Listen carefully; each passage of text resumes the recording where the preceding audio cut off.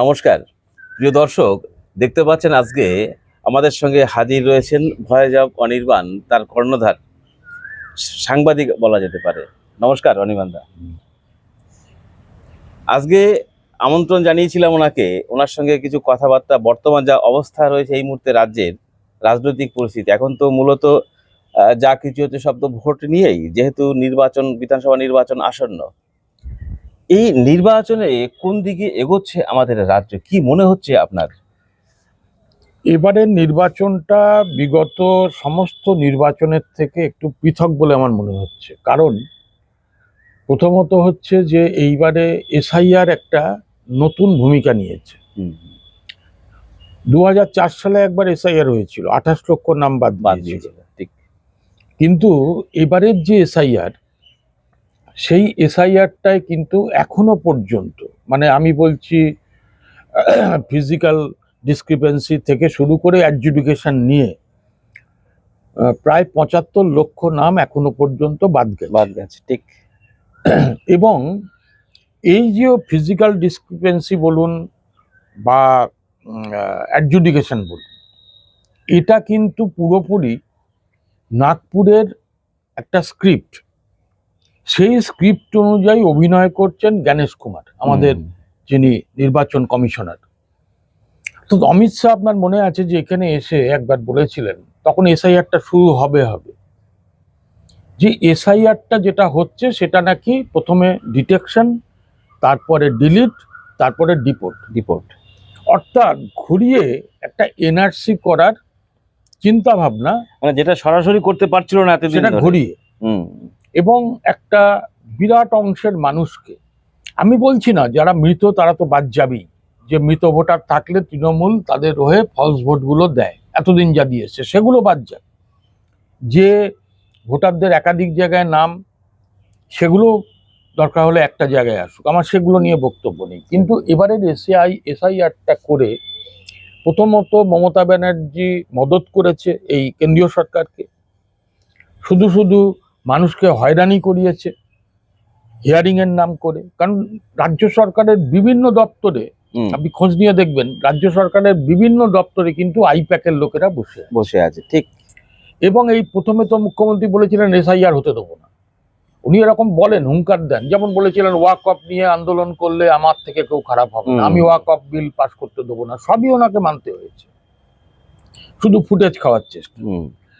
তো সেই জন্যই বলছি যে এইবারে কিন্তু কেন্দ্রীয় সরকার এবং এই রাজ্য সরকারের যৌথ প্রয়াসে কিছু সাধারণ মানুষকে হয়রানি করা এই নির্বাচনের একটা অন্যতম অঙ্গ বলে আমি মনে করি। আপনি যেটা বললেন এই নাগপুর, মানে আপনি যেটা আরএসএস কে মিন করতে চাইলেন, আরএসএস কে পরিচালনা করে বিজেপি, এমন একটা অভিযোগ কিন্তু আছে। না, আরএসএস এর তো পলিটিক্যাল টিম হচ্ছে বিজেপি পরিচালিত হয় আরএসএস দ্বারা। তাহলে এই যে আরএসএস এসআইআর যেটা করলো, এক কথায় আপনার কথা বলা চলে আরএসএস দ্বারা, হ্যাঁ, বিজেপি এনআরসি নির্বাচন কমিশনকে ব্যবহার করছে। এর বিজেপির আদৌ কোনো লাভ হলো বলে আপনার মনে হয়? কেন বললাম এই কথা?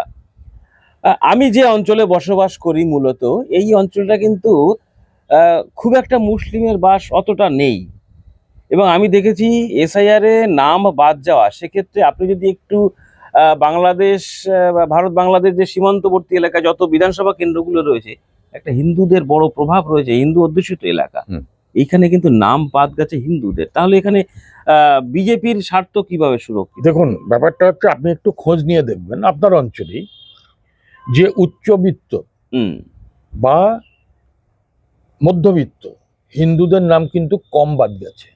হিন্দুদের নামও ঠিক বলেছেন, বাদ গেছে। কোনগুলো? মতুয়া, যদি আপনার এই অঞ্চলটা বলেন মতুয়া, আবার আপনি উত্তরবঙ্গের দিকে গেলে রাজবংশী, এবং শিডিউল কাস্ট, শিডিউল ট্রাইব, যারা পিছিয়ে পড়া হিন্দু, তাদের নামগুলো বাদ গেছে। কারণ বিজেপি কিন্তু বর্ণ হিন্দুদের সাপোর্ট করে, যারা উচ্চবিত্ত, যারা একটু ক্ষমতাশালী, তাদের জন্যই কিন্তু বিজেপি। হিন্দুর দল ওরা বলে ঠিকই, কিন্তু আজকে প্রকৃতপক্ষে মোদির রাজত্বে গোটা দেশে কার্যত কিন্তু গরিব খেটে খাওয়া যে হিন্দু, তাদের কোনো রকম উন্নয়ন হয়নি। তো এখন বিজেপি এখানে যেটা চাইছে সেটা হচ্ছে যে একেবারে আপনি যদি ধারাবাহিকভাবে বলেন মালদা, মুর্শিদাবাদ, উত্তর দিনাজপুর, বিশেষত এই 3টে জেলায় যেখানে মুসলিম আধিক্য বেশি, আর এদিকে দক্ষিণ 24 পরগনা, কিছুটা উত্তর 24 পরগনা, এখানে কিন্তু দেখা গেছে যে একটা মেজর সংখ্যক মুসলিম ভোটারের নাম বাদ পড়েছে। পাশাপাশি এই যে বললাম মতুয়া, রাজবংশী, নমশূদ্র, এদের নামগুলো বাদ গেছে। এখন বিজেপি যেটা চাইছে যে এই রাজ্যে একটা হিন্দুত্বের তাস খেলতে, এবং হিন্দুদের মধ্যে যারা উচ্চ বর্ণের হিন্দু তাদের নিয়ে এই ভোট বৈতরণী পার হতে চাইছে, আর কিচ্ছু না। এখানে কিন্তু আপনার সঙ্গে একটা জায়গায় আমার ঠিক মাথায় ঢুকলো না। আপনি বললেন বিজেপি এবং তৃণমূল কংগ্রেস, অর্থাৎ একদিকে অমিত শাহ, নরেন্দ্র মোদী, এদিকে আধা তৃণমূল আধা বিজেপি বলে যে পরিচিত শুভেন্দু অধিকারী, এর একদিকে, আর মমতা ব্যানার্জি আর একদিকে তৃণমূলের। মমতা ব্যানার্জি আর বিজেপি মিলে এসে এটা কেন? মমতা ব্যানার্জির এখানে লাভ কোথায় আছে? প্রথম কথা, একটা জিনিস আপনাকে বুঝতে হবে যে মূল ব্যাপারটা তো হচ্ছে ধর্মীয় মেরুকরণ। একদম। তো এই ধর্মীয় মেরুকরণ, কিন্তু ধর্মীয় মেরুকরণ মমতা ব্যানার্জি তো বলছে তারা ধর্ম নিরপেক্ষ। মমতা ব্যানার্জির কোনো কথাই সত্যি না। আচ্ছা, ওনার নামটা ছাড়া, উনি যখন বলেন আমি মমতা ব্যানার্জি, ওই নামটা ছাড়া কিন্তু ওনার সব মিথ্যে কথা। হ্যাঁ, আসলে ওনাকেই মিথ্যাশ্রী উপাধিটা দেওয়া উচিত। যাই হোক, ব্যাপারটা হচ্ছে যে মমতা ব্যানার্জি এবং শুভেন্দু অধিকারী বা নরেন্দ্র মোদী যাই বলেন, এরা বিভাজনের রাজনীতিতে বিশ্বাস করে। হিন্দু এবং মুসলিম, এই যে বাইনারিটা, আইদার তৃণমূল অর বিজেপি, অর্থাৎ এই যে বাইনারিটা করার জন্য এসআইআর নিয়ে পরিষ্কারভাবে বিজেপি এবং তৃণমূলের মধ্যে একটা ছায়াযুদ্ধ, জাস্ট লোককে দেখাবার জন্য, আর কিচ্ছু না, যাতে বামপন্থীরা মাথা তুলে দাঁড়াতে না পারে। উদ্দেশ্য কিন্তু একটা, লক্ষ্য এক। উদ্দেশ্যটা হচ্ছে যে আমি এখানে মানুষের বিভেদ সৃষ্টি করি, আর লক্ষ্য একটা যে আমি এবং তুমি ছাড়া বামপন্থীদের ছাগলের তৃতীয় বাচ্চা করে রাখো। যদিও সেটা সম্ভব নয়, কারণ আমি আমার সাংবাদিকতার জীবনে আমি যতটুকু এবারে নির্বাচনে বিভিন্ন জেলায় ঘুরেছি, তাতে করে এটা স্পষ্ট হয়ে যাচ্ছে যে বামপন্থীরা এবার তো শূন্যের গেরো কাটাবেই। এবং আমি এইটুকু মনে হয়, যদি খুব ভুল না করি প্রিন্স, তাহলে দেখবেন যে এবারে কিন্তু বামপন্থীরা একটা মিরাকল রেজাল্ট করবে। একদম এক ঝাঁক তরুণ যেমন নেমেছে, আবার বয়সে প্রবীণ অভিজ্ঞ, এই যে মিশেল ঘটানোটা, এবং মানুষের কাছে ইতিমধ্যেই আপনাকে বলে রাখি সিপিআইএম এর পক্ষ থেকে 25,000 গ্রাম্য বৈঠক, পাড়া বৈঠক এগুলো করা হয়েছে, এবং একেবারে যে জনসংযোগের যে ঘাটতিটা মাঝখানে বামপন্থীদের দেখা গিয়েছিল, সেটা কিন্তু কাটিয়ে উঠতে পেরেছে মোহাম্মদ সেলিমের নেতৃত্বে সিপিআইএম। এবার এখানে আমার আর একটা জিনিস রয়ে যাচ্ছে, সেটা হচ্ছে এই যে প্রথম দিকে একটা জিনিস দেখা গিয়েছিল, যে প্রথম যে খসড়াটা হয়, তাতে খসড়া রিপোর্ট যেটা 58 লক্ষ মানুষের নাম বাদ যাওয়ার একটা উপক্রম হয়েছিল, তার ম্যাক্সিমামটাই ছিল, হ্যাঁ ম্যাক্সিমামটা হিন্দু। পরবর্তীকালে লজিক্যাল ডিসক্রিপেন্সির নাম করে যখন তখন যাকে তাকে ডাকা, এবং সেখানে আপনি যেটা বললেন এটা ঠিক, যে একটা বড় অংশের সংখ্যালঘু, মানে সংখ্যালঘু বলতে তো আমাদের এখানে মুসলিমদেরকে বোঝানো হয়, এই মুসলিমদের একটা বড় অংশের নাম যাদের অ্যাডজুডিকেশনে ছিল, একটা বড় অংশের নাম বাদ যাচ্ছে সেখানে মুসলিমদের, এই মুসলিমদের উপরে আক্রমণ, এটা মমতা ব্যানার্জির স্বার্থ কিভাবে সুরক্ষিত হবে? মমতা ব্যানার্জি তো কার্যত, যেটা আপনাকে বলি, মুসলিমদের জন্য যতই ঢক্কা নিনাদ করুন কোনো কাজ করেন মুসলিমদের জন্য। এটা মুসলিমরা আস্তে আস্তে বুঝতে পারছে। কেন যদি আপনি বলেন, যে উনি বলেছিলেন ওয়াকফ আইন আমি এই রাজ্যে লাগু করতে দেবো, তারপরে দেখুন উনি বাধ্য হলেন, এবং এই যে ওই যে পোর্টালটা আছে উমিদ পোর্টালে কিন্তু প্রথমে যে ডেটটা ছিল নাম নথিভুক্ত করার, মানে সম্পত্তি নথিভুক্ত করার, পরবর্তীকালে ডেট বাড়ানো হয়, কিন্তু যত ওয়াকফ প্রপার্টি আছে সব নাম কিন্তু নথিভুক্ত করা যায়নি। তাহলে এটা মুসলিমদের একটা বিরাট ক্ষতি। একদম। দ্বিতীয়ত, ওবিসি তালিকা নিয়ে যেটা মমতা ব্যানার্জি করলেন, এখন যে স্থিতাবস্থা রয়েছে, তাহলে এইখানে উনি সামগ্রিকভাবে একটা বড় মুসলিমদের সর্বনাশটা করলেন। তৃতীয়ত, আপনি বলুন তো, মাদ্রাসা কমিশনের, শিক্ষা কমিশন মাদ্রাসার তো কোনো উন্নয়ন করেননি। উনি বলেছেন 10,000 মাদ্রাসাকে আমি অনুমোদন দেবো, কার্যত 275টা মাদ্রাসাকে, আনএডেড মাদ্রাসাকে উনি লাস্টে অনুমোদন দিয়েছেন, কিন্তু তাদের মাইনে হয় না, জানেন? হ্যাঁ, এটাও যেমন রিক্রুটমেন্ট হয় না, দীর্ঘদিন ধরে মাদ্রাসা কমিশনের কোনো নিয়োগ হয় না। এবং সব থেকে বড় কথা হচ্ছে এই মাদ্রাসাগুলোয় বা আনএডেড মাদ্রাসাগুলো যারা যায় তাদের মিড ডে মিল পর্যন্ত দেওয়া হয় না। কোনো মিড ডে মিল, ঠিক বলেছেন, মিড ডে মিলই দেওয়া হয় না। আর আপনার এমনিতে সারা রাজ্যে যে মিড ডে মিলের ব্যবস্থা, যেটা বামফ্রন্ট আমলে মানে স্কুল ছুটের সংখ্যা কমে গিয়েছিল, এখন তো আপনারা নিশ্চয়ই জানেন যে 8,000 প্রাথমিক স্কুল বন্ধ হয়ে গেছে এই মাননীয়ার কল্যাণে।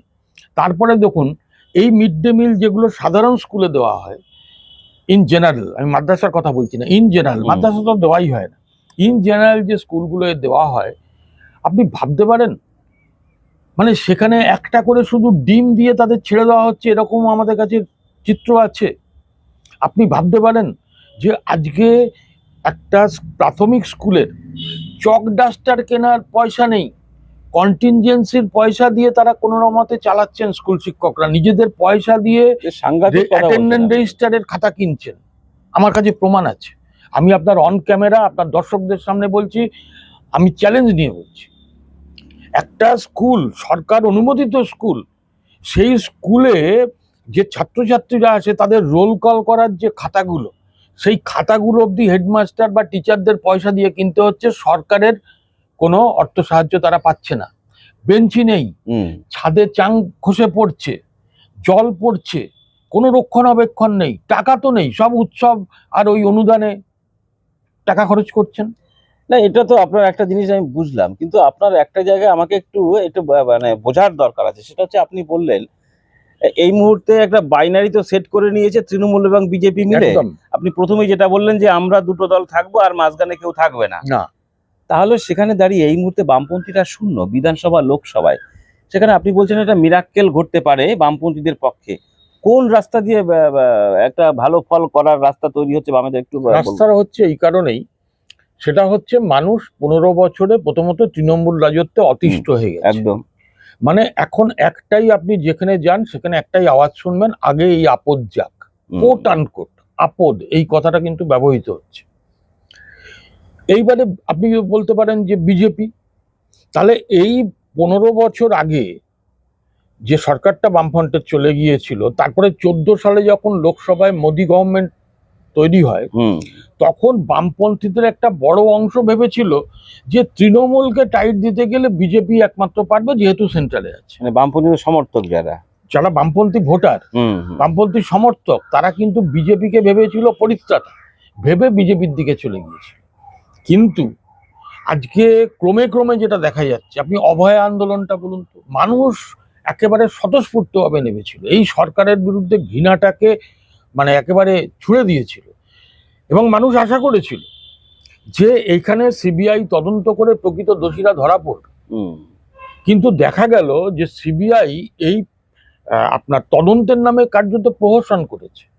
তাহলে সিবিআইটা কাদের? প্রধানমন্ত্রীর দপ্তরের অধীনে সিবিআই, একদম। আচ্ছা, ইডি রেড করলো কার দপ্তর? অর্থমন্ত্রী নির্মলা সীতারমণের দপ্তর। আজকে তৃণমূলের যত চোর, জোচ্চোর, বাটপার নেতা এবং মন্ত্রী, তাদের বাড়িতে ইডি রেড করলো। কিছু মানে দেখনদারি তারা জিনিসপত্র সিজ করলো। আপনার এই পাশেই মন্ত্রী জ্যোতিপ্রিয় মল্লিক আগে ছিলেন, তারপরে অনুব্রত মণ্ডল, এদের কি ধরে রাখতে পেরেছে? চার্জশিটই দিতে পারে। এবং অনুব্রতর ব্যাপারে একটা অদ্ভুত কথা বললো যে আমরা অনুবাদ করতে পারিনি। ভাবতে পারেন? তাহলে মানুষের কাছে এই সেটিংটা পরিষ্কার হয়ে যাচ্ছে। তার মানে মানুষ বিজেপি আর তৃণমূলের মধ্যে একটা পার্থক্য আর পাচ্ছে না, আর কিচ্ছু পাচ্ছে না। আজকে বিজেপির যে নীতিগুলো, আরএসএস এর যে নীতিগুলো, সেগুলো তাদের মা দুর্গা মমতা ব্যানার্জি এখানে কার্যকরী করে দিচ্ছে।